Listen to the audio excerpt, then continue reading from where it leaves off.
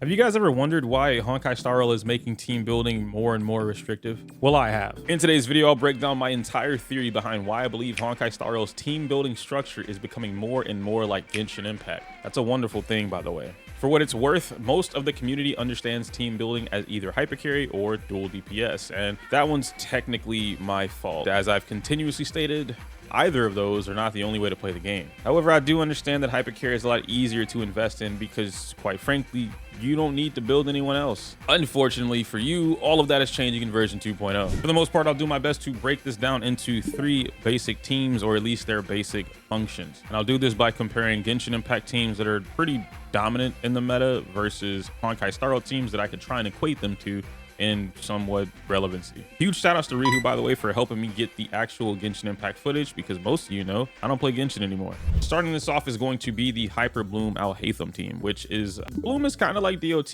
waiting for an explosion of damage. The goal is to get as many cores as possible by setting the board, then boom. Nihida gives Dendro, with Alhaitham helping keeping those Dendro cores constantly up while doing the most damage. Yelan makes me wet to create said cores.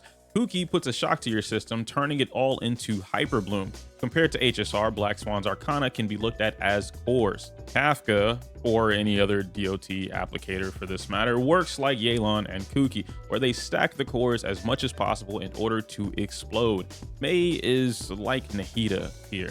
Not exactly, but performs a similar role in being a strong foundation to the team by providing a multitude of benefits. The 4th slot in HSR is so open right now, you can practically build whatever you want. Ting Yun for permanent uptime on Epiphany, Locha to create hyper delay on enemies, which lets you stack more Arcana, or another DOT for more power. After that, we can look at the Raiden National, or any national team for that matter. Raiden National is another team that focuses on simplistic damage. The goal is for Raiden to funnel energy into everyone else, in turn giving herself super explosive damage because of the teammates' ultimates buffing her own. It's just all a part of her kit. If you know it, you know it. If you don't, that's literally the gist of it. If my teammates use an ult, my ult gets boosted. We don't have an equivalent like that in Star Rail, but I mean, it doesn't really matter right now. In short, this is an extremely smooth symbiotic core. And as I showed off on my stream the other day, literally yesterday actually, it goes in a reverse order, which is kind of cool. So it starts with Raiden opening up with skill. It goes into Yelan using her skill. It goes into Xianling using her skill or whatever to build up her ultimate. Bennett should already have his ultimate by this point, uses skill to top himself off, slams ultimate down, and then you reverse beat. Reverse beat is something that us fighting game players like to use, which basically means you do the order that you just did to get to that point, and then you reverse it. So ABC and then CBA. And this is essentially what you're doing with Raiden National, which I think is really cool to do in a game like Genshin Impact. All of this leads up to Raiden, or rather comes back to Raiden being able to pop her ultimate, getting big dick damage, and then being able to obliterate everybody for the next 6 to 8 seconds by, in this case, hyper buffing the hell out of Raiden. I think the mega difference here between hyper buffing Raiden is the fact that everyone still has a benefit to the team, and using Yelan or Xing Shou for that matter, either of them could work. Yelan has her own damage on the board, which if you want to compare this to a dual DPS scenario, then that's something that you would do, right? Whenever Raiden isn't bringing you the damage, or you need to switch to the element that matters, then yeah, Yelan is going to be the one that takes care of that. And in Genshin's case, it's a little easier because you do have different weapon types. So Yelan being the bow and arrow, if you're fighting against one of those mechs, you can just pop that thing in the eye and it'll come slamming down. But when I thought about something for Honkai Star Rail, I think the closest thing that I could think of in this current version of the game was Jingliu and Blade, at least. They work in the same regard, just slightly different. Similar to how Raiden funnels her energy or everyone else's energy into her own ultimate, Jingliu saps health from Blade, which is then funneling that into his talent, or rather funneling to trigger his talent, to execute his talent, whatever you want to use in this particular regard. It takes him from being able to use his talent on average 1 every cycle or 1 every other cycle, give or take, to double that, if not 3 times that, depending on how often or how fast characters are and how often they're being hit. It also allows him to reach his ultimate's HP cap faster, thus giving him even more damage per cycle. So it turns a character who would essentially have only been able to do something every 2 turns or every other turn into a character who is now matching Jingliu, not in terms of damage output, but in terms of the speed at the damage output. Jingliu being able to go as often as she needs to within her own cycle, getting out all her damage and possibly staying in Bankai depending on your 4th unit, but Blade not really caring about who the 4th unit is, being self-sufficient on his own, and generally not caring about anyone else on the team. Not that he doesn't benefit anyone else on the team, but he doesn't care in a sense that he doesn't really need the healer. He'll heal himself. He also doesn't need the boost of damage because of how often he's attacking now. It's making up for it. Blade also covers a wider range of wind covered damage or wind specific damage across the board that Jing Liu can't always break. And without Silverwolf on the team, then you're really not breaking. Obviously, Jing Liu being the powerhouse character that she is, sometimes and most of the time, this don't matter. Jing Liu's probably going to destroy whatever she wants anyway, but she still does appreciate having someone help her on the side of things. Star Rail being the type of game that it is though, I do understand, and I want to make this clear, hyper carry Jing Liu, and I'm not arguing versus hyper carry or Jing Blade or anything like that. With Jing Liu, they're both valuable and they're both strong. They're both still top CN, technically top English teams, but CN values them very highly as these two teams with Jing Liu, with Blade, or with hyper carry like Pela and Ruan Mei or Pela and Bronya.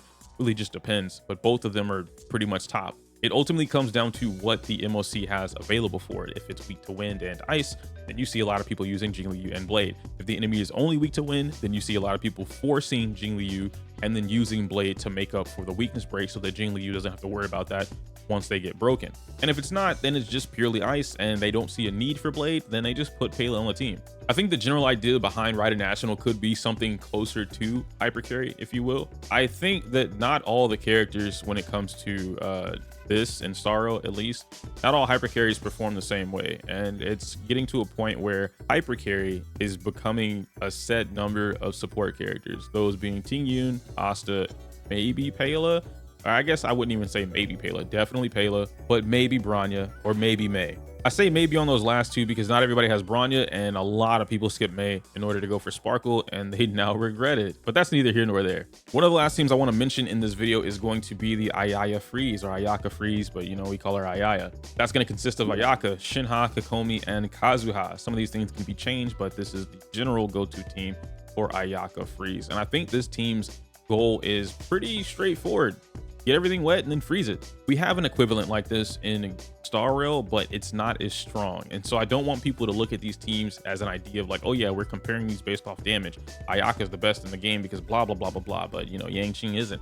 I don't want anyone to look at it like that. It's mostly the concept and how this team applies the strategy behind itself. So in Ayaka's case, the goal is to freeze and capitalize on the frozen status, giving increased crit damage. In Genshin Impact, you only need water plus ice to freeze. That would explain Kokomi on the team.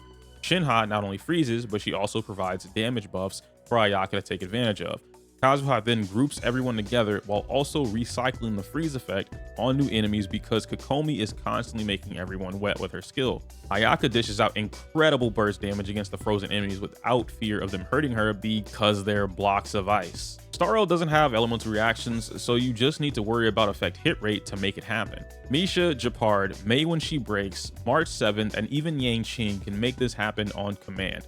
On command being that they have a skill or ultimate or some other ability that will allow them to freeze enemies whenever you so choose to do, given the fact that your effect hit rate is going to work. Now, Mei in this case does not have the on command ability to do that. In fact, she follows every other formula that goes into break effect where they just happen to have a status applied to it. But Mei is so universal and centralizing that I had to include her in here because when she does break, and she does it quite often when you play her correctly, you're going to get the freeze anyway. Yanqing in this case is really, actually I take that back. Yanqing and Misha are the only two in the game as of right now that take full advantage of someone being frozen and then getting an increased crit damage or just damage against that frozen enemy. Now, I don't want to bash on Yanqing because, well, he's Yanqing, and as we know, it's supposed to make him stronger, but he kind of just sucks. So now that I've done a breakdown of just a few teams comparing Genshin Impact and what I think Honkai Star Rail is going into the meta of, I want to elaborate on the theory that I mentioned earlier in the video. As we know, in current version of Star Rail, we have hyper carry. Hyper carry is fine. It does the job. I understand that the reason, or at least the reason that you guys tell me, most hyper carry is what it is, and most players advocate for this, is because they don't have the resources or time, quote unquote. They don't have the limited funds, the pools, the tickets, in order to get an abundance of characters, level up these characters to an efficient level, and they don't have the time to grind out relics in order to get those characters built up. So the default to that is building just the major support characters, Tingyun, Pela, possibly Asta, and if you happen to get lucky with Bronya or Mei, then you have those two characters as well. But outside of that, you're pretty much forcing your DPS character to fall under the role of the only DPS on the team by hyper buffing them with these particular supports. I guess this would be Star Rail's version of National, which is why I mentioned that earlier, that Raiden National is probably the equivalent or closest thing to the equivalent of a hyper carry type of team. Unlike in Genshin Impact, Raiden National doesn't work. National teams don't work for everything. And in this game, hyper carry also doesn't work for everything. Well, yeah, you can force it because the game doesn't really have a timer on what you can and can't do. If we're looking at something as far as like an efficient clear, the way that I typically look at this is that anything between 3 to 5 cycles would be an efficient clear. And a lot of the 0 to 1 cycles that you see us uploading on YouTube consist of, if I'm keeping it a buck, it consists of things that you guys don't have access to because you don't spend the money or the resources to get said things. You don't have the Von Quack set on everyone. You don't have the Wind Pela set because you didn't farm the Wind set for your Pela. So you're probably using Musketeer, maybe Messenger, or more than likely you're using a Rainbow build. Well, most of that is understandable for characters like Zila, Jingliu, and even Blade that I mentioned earlier. Oh, and I can't forget Imbiber Lune. It's not the best route for other characters like Himiko, like Topaz, Kafka, or even Black Swan. So it gets to a point that we eventually have to come to understanding that, yeah, you can do this, but this is not efficient based on the way this character's kit functions, or at least it wants to function.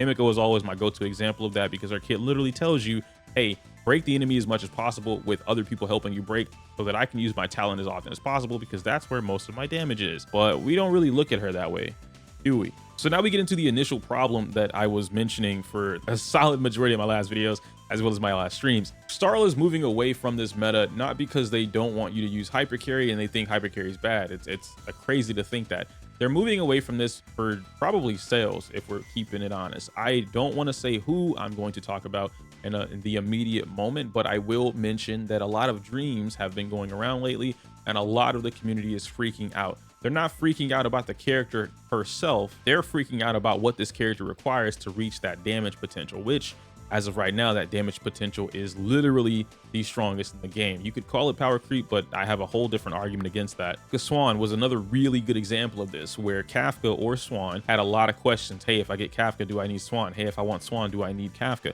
No, you don't need them, but that is definitely their optimal team. Hey, could I run Swan with like Pela and Bronya? Is that gonna make Swan good? Do I have to build DOT? I didn't build my Gwenaifen. I don't have Sampo. Well, I have an E6 Serval, but I didn't build her. Do I need to build these other characters that centralize around damage over time in order to fully take advantage of my Black Swan, who is a damage over time character? And the answer is yeah, you do. I know that players don't want to do that for whatever reason, but it exists the way that it is. And the best way that I've explained this is breaking things down from a Generation 1 to a Generation 2 standpoint. We can look at Pokemon, right? I always reference Pokemon because that's my stuff, but point being is that Generation 1 characters or anything post or pre, I would say Topaz. Anything before Topaz is probably Generation 1. A little bit of a stretch into Jingliu, but it's kind of hard to dictate that without going into a bunch of other details that I don't really want to get into. So for the most simplistic statement, Generation 2 will start at Ruan Mei. Anything post Ruan Mei is now officially a Generation 2 character based off how this character how their kit functions. Mei is literally the best character in the game. We should not be arguing with this at this point. We can't argue this. Mei has everything under the sun that she could possibly want as a support character and some. She even gives you something that no other character gives you in the game, which is a lot of the break efficiency and the weakness breaking, so on and so forth. We brought a whole new meta type or team comp, the literal focus of building the team around break effect or even break delay with Ruan Mei plus Welt or Ruan Mei plus Locha, Ruan Mei plus Twin, all these different team combinations with a sustain and a support that people were not thinking of before. And it's not like it didn't exist before, right? We talked about Welt way back when during the first early stages of the game, where Imprisonment was so strong it helped you survive during MOC when we should not have been there.